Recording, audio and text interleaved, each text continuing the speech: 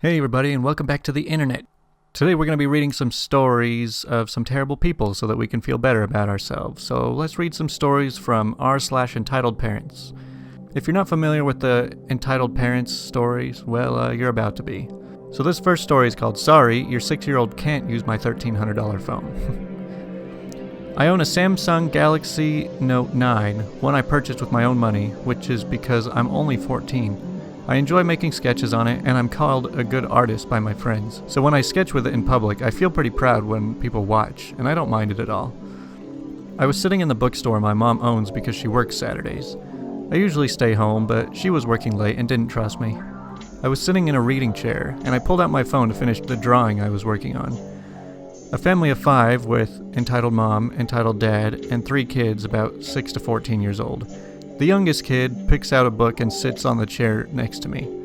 He looks over my shoulder to see what I was drawing, and as I said, I didn't mind. He's talking about my drawing and my phone, and I took the compliments.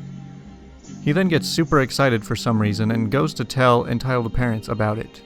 A few minutes later, Entitled Dad approaches me. The conversation went something like this. Entitled Dad, somewhat respectfully, yet confrontational. Hi, we'll be here a while. Can my youngest use that toy for a bit?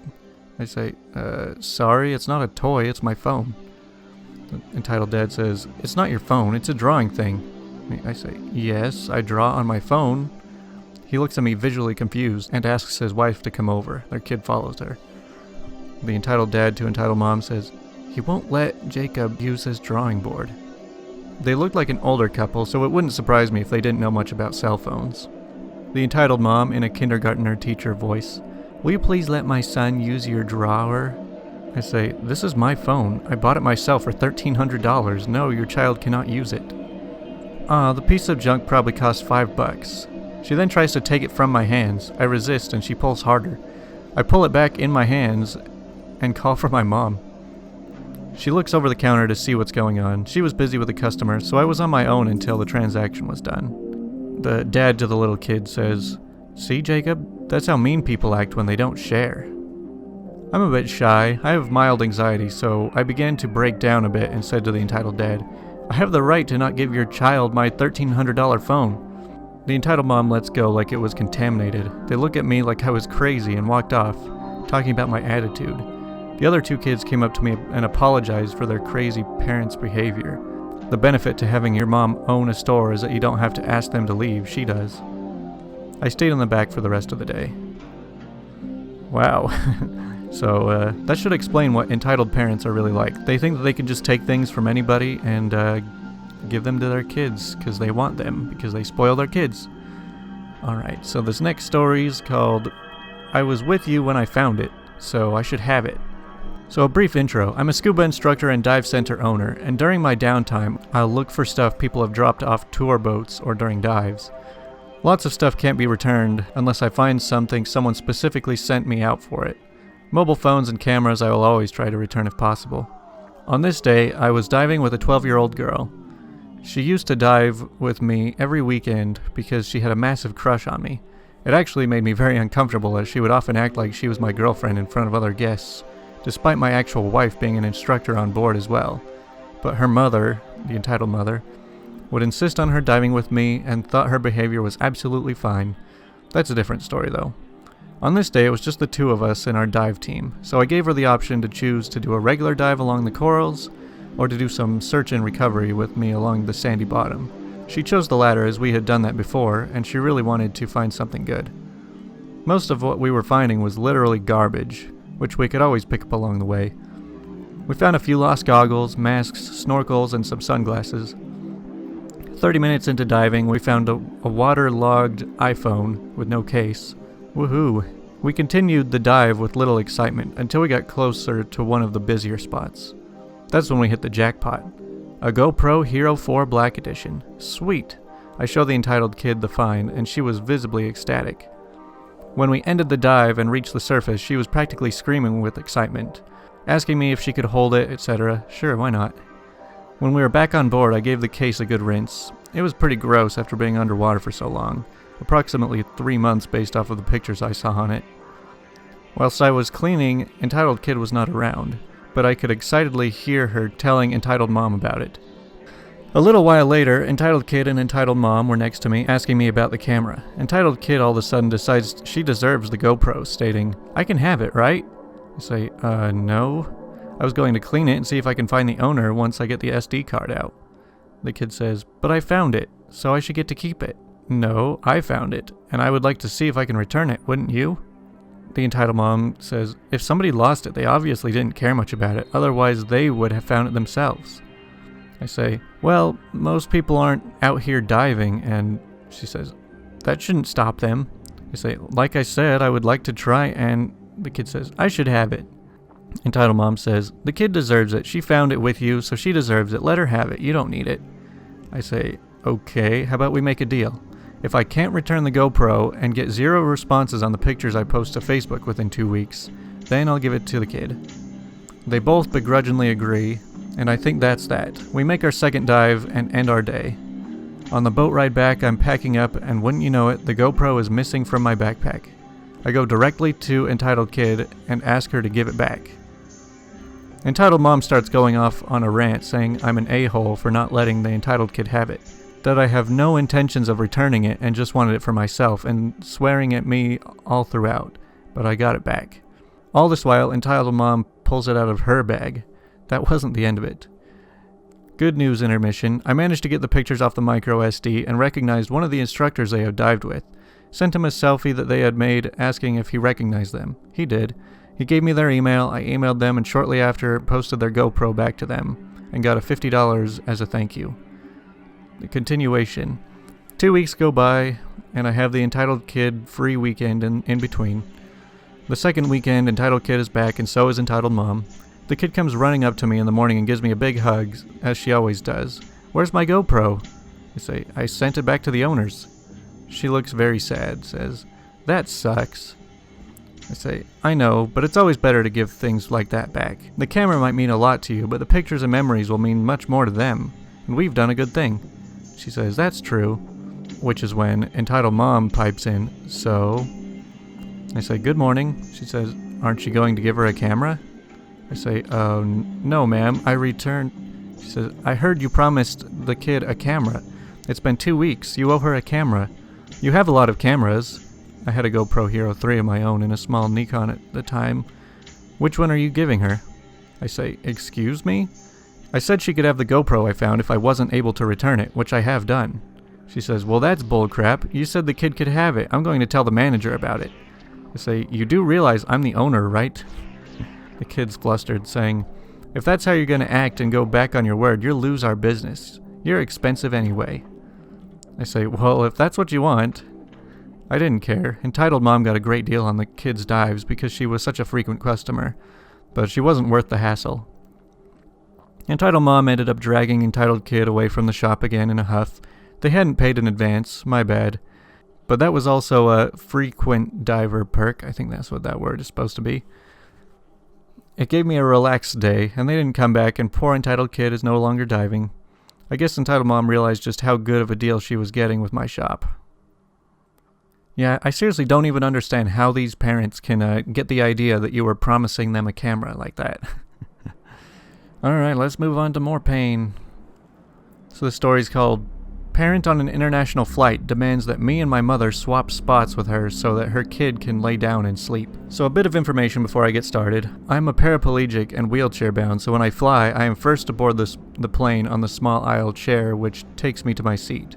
Airlines also usually block out a row of seats for me, which means that on domestic flights, I'll sit in the aisle seat, and the middle and the window seat will be empty, but I've never flown internationally before, so I didn't know if this would be the case for my flight to America.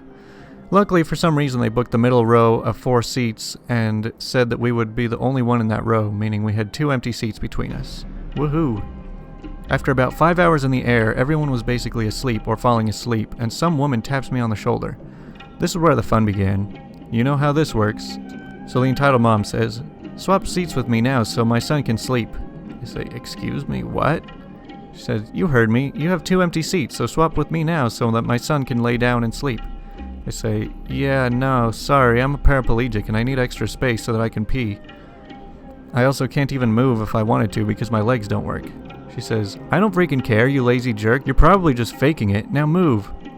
At this point, my mom wakes up from her half sleep and sees what is going down. My mom says, "Excuse me, why are you yelling at my son?" She says, "Shut up, you fat cow. I want you and your lazy son to move so my kid can lay down and sleep." Now the thing is, I'm pretty laid back, as I have to deal with people saying obnoxious stuff to me daily about my physical disability and thinking I won't fight back, but I was sick of this jerk's crap, and I just wanted to get back to my movie.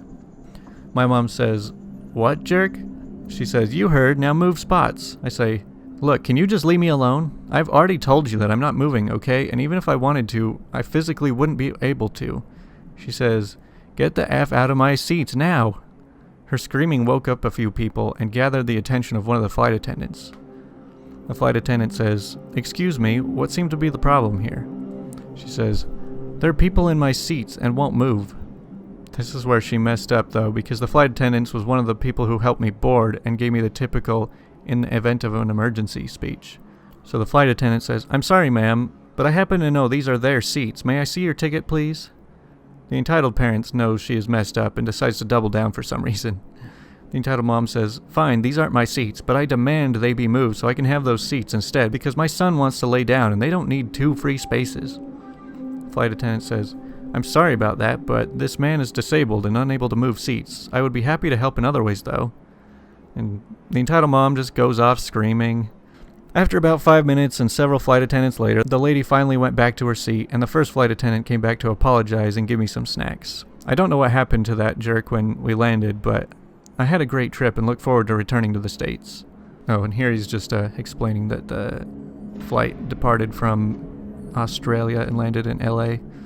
Man, that sucks. I would hate to deal with some crazy mom that's just yelling and...